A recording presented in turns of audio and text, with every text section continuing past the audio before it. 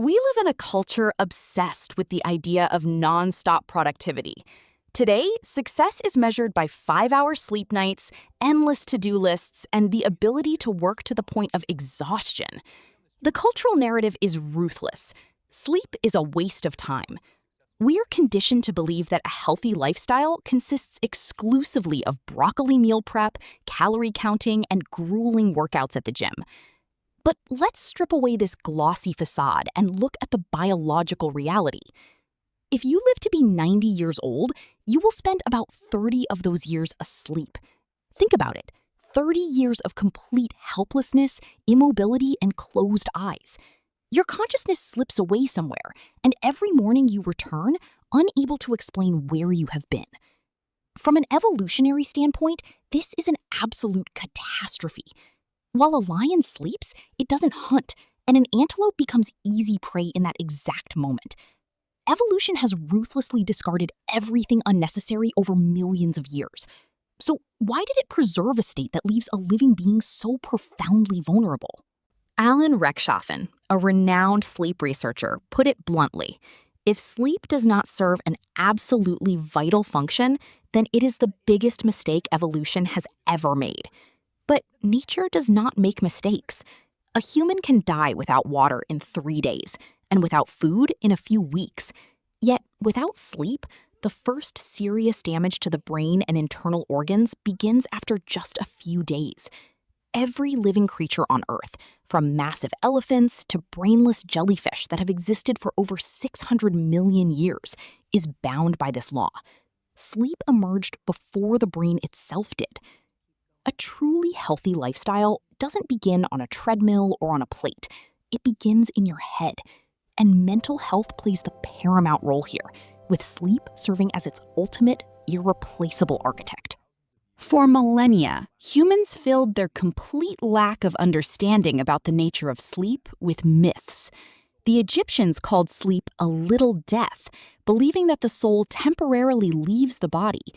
The Greeks took their imagery further, making Hypnos, the god of sleep, and Thanatos, the god of death, twin brothers. In the Middle Ages, nightmares were believed to be literal demons sitting on a sleeper's chest and suffocating them. Even enlightened science wandered blindly for a long time. In the 19th century, the passive theory dominated. It was believed that the brain falls asleep like a light bulb when external stimuli shut down. Eyes close, silence falls, the influx of signals weakens, and the brain turns off. People thought that blood simply drains from the head to let the organ rest. Everything changed in 1924 when German psychiatrist Hans Berger recorded the electrical activity of the human brain using electrodes for the very first time. The results were staggering. It turned out that the brain does not shut down or go quiet during sleep. It generates powerful, synchronized waves, switching into a completely different, incredibly complex mode of operation.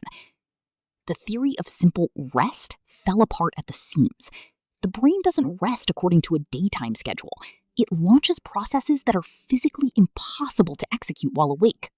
In 1953, a young researcher named Eugene Esserinsky noticed that several times a night, the eyes of sleeping people began to make rapid, erratic movements beneath their closed eyelids.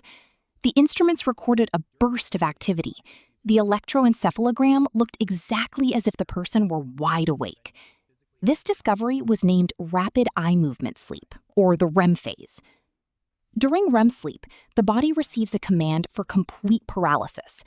The brain deliberately freezes your muscles so that you don't physically act out the vivid worlds you see in your dreams. But why spend such colossal resources creating these turbulent, often absurd internal stories? Here lies the most vital postulate of mental health. REM sleep is a built-in psychotherapy session that the brain conducts for itself every single night. Neuroscientist Matthew Walker from the University of California, Berkeley, discovered something unique. During REM sleep, the amygdala, the emotional center of our brain, remains highly active, but the level of noradrenaline, the primary neurotransmitter of anxiety and stress, drops to practically zero. This is the only time in a 24-hour cycle when the brain can reprocess heavy, traumatic, and stressful memories in a completely safe chemical environment. It takes a daytime grievance, fear, or conflict and plays it back, but without the chemistry of panic. The brain carefully detaches the event itself from its painful emotional charge. The memory remains, but it no longer burns. If you deprive a person of REM sleep, their psyche gets trapped in a loop of unresolved stress. This is exactly what happens in post-traumatic stress disorder, PTSD, where the brain loses the ability to lower the emotional charge of traumatic memories. Chronic sleep deprivation strips away this natural defense, opening a direct path to anxiety disorders, depression, and total emotional burnout.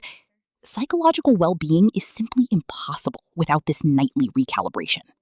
While the rapid phase of sleep heals our emotions, deep, slow-wave sleep saves our mind on a physical level.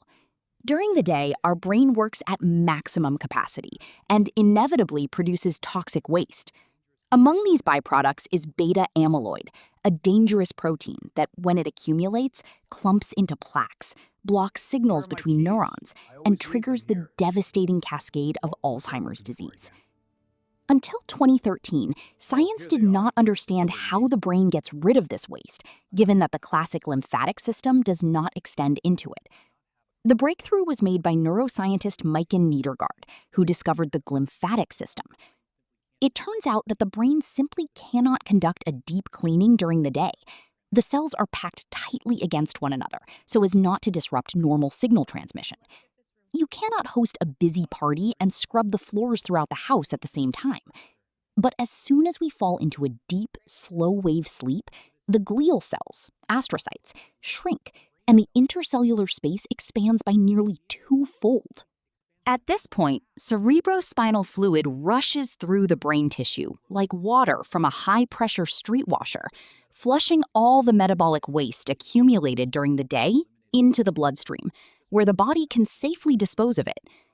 Just one night of sleep deprivation measurably elevates the concentration of beta amyloid in key areas of the brain.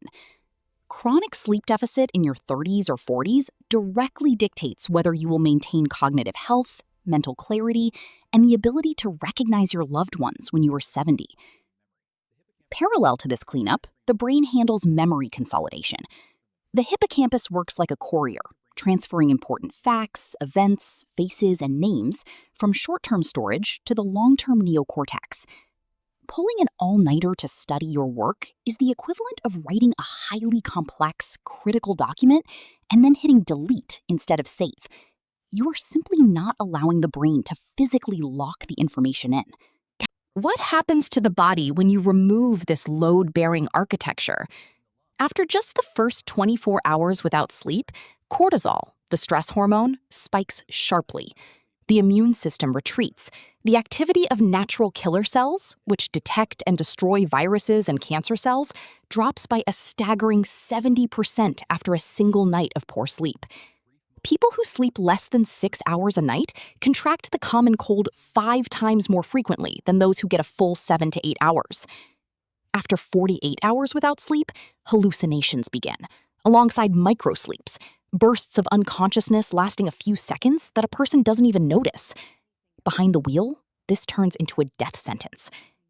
After 3 to 4 days, severe cognitive impairment set in, accompanied by paranoia and a total inability to focus.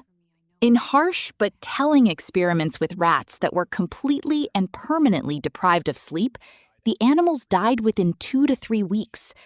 Autopsies shocked scientists. The animals had no critical damage to the brain itself. However, their immune systems collapsed to such an extent that the gut's own microbiota began to attack the body, causing sepsis in the absence of an external infection. A body without sleep literally eats itself from the inside out. Chronic lack of sleep is not just feeling tired. It is a systemic failure, an increased risk of type 2 diabetes, spikes in blood pressure, inflammation in blood vessel walls, and a proven, statistically significant reduction in life expectancy. We are used to measuring health by external attributes. But no amount of superfoods, vitamins, or grueling workouts can compensate for mental chaos and the degradation of the nervous system. Psychological well-being is the paramount foundation of a healthy lifestyle. Our psyche desperately needs protection, detoxification, and a way to process stress. And nature gave us the perfect, free, and flawless tool for this: sleep. Sleep is not an annoying pause in an active life, nor is it a luxury. It is a different mode of our existence, just as real and necessary as wakefulness. In one mode, we perceive the world, act, and take hits. In the other, we heal, reinforce what was fractured, and cleanse what became polluted. One mode without the other is not a healthy lifestyle. It is only half a life, and the worst half at that. The cultural narrative must change. Being proud of sleeping only 4 hours a night is the exact same thing as being proud of the slow destruction of your own mind and potential. Science doesn't know absolutely everything about sleep yet, but we have come to understand the main point clearly. Everything that makes us human, our ability to think, remember, create, love, and enjoy life, is built at night, in the dark, behind closed eyelids. While you lie motionless and think nothing is happening, inside your body, everything is happening. Invest in your mind. Protect your psychological health. Let your brain do its job. Go to bed on time.